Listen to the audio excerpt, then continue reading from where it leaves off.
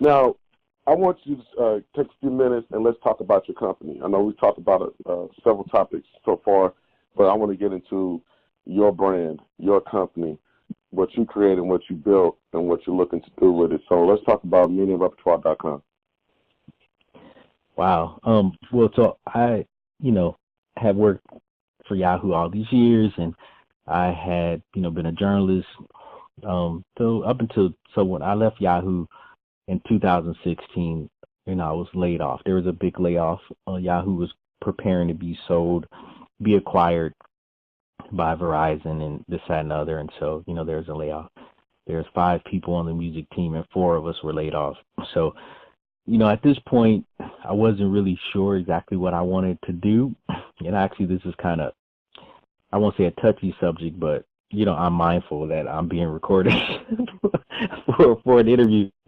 But I wasn't really, I wasn't really sure, what I wanted to do in this stage because it had just been, it really had become mostly news, really, trending topic focused news, and I mean, I started at a community newspaper, so I'm just used to coming up with the stories that I wanted to write about based on, my opinion, as a journalist.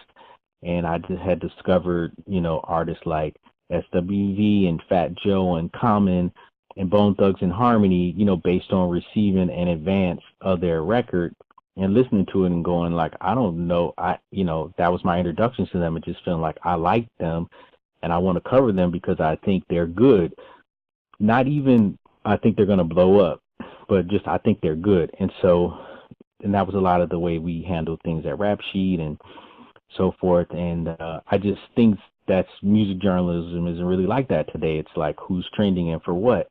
And so after, just being in that space of like chasing the headlines, when the layoff happened, I thought, maybe this is a good time to figure out, what this next chapter is going to be. But I love being a journalist, and I just wasn't sure, what this would look like. So I just prayed for the first time to say, God, whatever it is I'm supposed to do, you got to like just lead me in that direction because I just want to use the skills that I've developed over the years, but I want to just figure out another way to kind of do things. And so I continued to freelance, writing for other publications. I started kind of creating some of my own content, but I mean, I had like always had a full-time job. So, that 10th and 25th, Tosh, man. Yeah. That direct deposit, like that severance and stuff only lasts so long.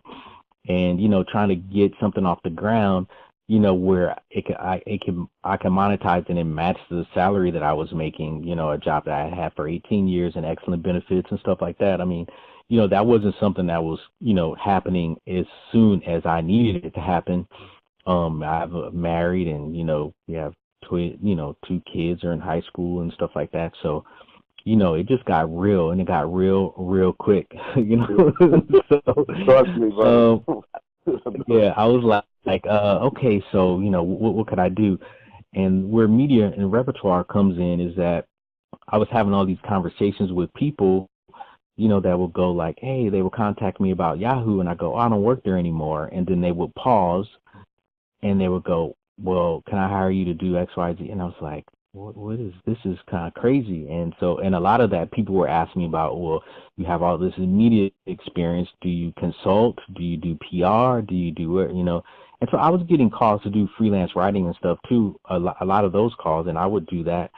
But I just kind of wanted to do things kind of differently. And one thing that I really enjoy is the analysis of the media thing.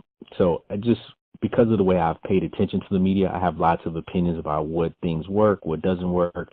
And I was always thinking and commenting to people. And so I thought this could be a good opportunity for me to work with artists and share my experiences as a journalist to help them better position themselves when they're reaching out to media. So yeah, people start hiring me and a lot of, independent artists. who, some of them had different levels of following and this, that, and other, but, they were hiring me to, consult them and reach out to media on their behalf and write the press releases and come up with the angles on how to pitch the media. And I actually was very surprised to figure out how much I actually loved the process. And there's so many parts of the process, and I just kind of rolled into it. And so now it's been 2 years, and over the 2 years, I've had maybe 30 different clients for different lengths, some of them 1 or 2 months, some for, 6 months. I had one, independent label that, I represented for a year. But I really love, like, working with the artists, talking to them, about the strategies and then executing the stuff, and even the challenge of trying to get media to pay attention. Because, if it isn't a trending topic kind of story, if there aren't a million followers, it is difficult. But I really love the challenge. So as I get different breakthroughs, like, it just, makes me that much more excited. And then now I'm in a situation where I started off with music clients, but I don't only represent music, which is amazing. So I have an art gallery that I represent. I just started working with them a couple months. I have a guy who has a marketing company where he markets movies and TV shows and music in his network of 75,000 plus beauty salons across the nation. I just got him a profile in Adweek magazine, which was, amazing. I have an actor that I represent, an independent actor who's got a background as a model. I was working at a film festival, the Long Beach Indie International Film Festival, and yeah, he was here from Switzerland to promote this music video he was in, and we start talking media, and now I've worked with him for 7 or 8 months, just trying to get, some branding things together and stuff. So I don't know, man, I'm really, like, I'm having a ball, and all these things are through my company. And if one other thing I can mention, I just got a grant last month from the California Mental Health Services Authority, and the whole premise of the grant was to come up with a way to help destigmatize mental health.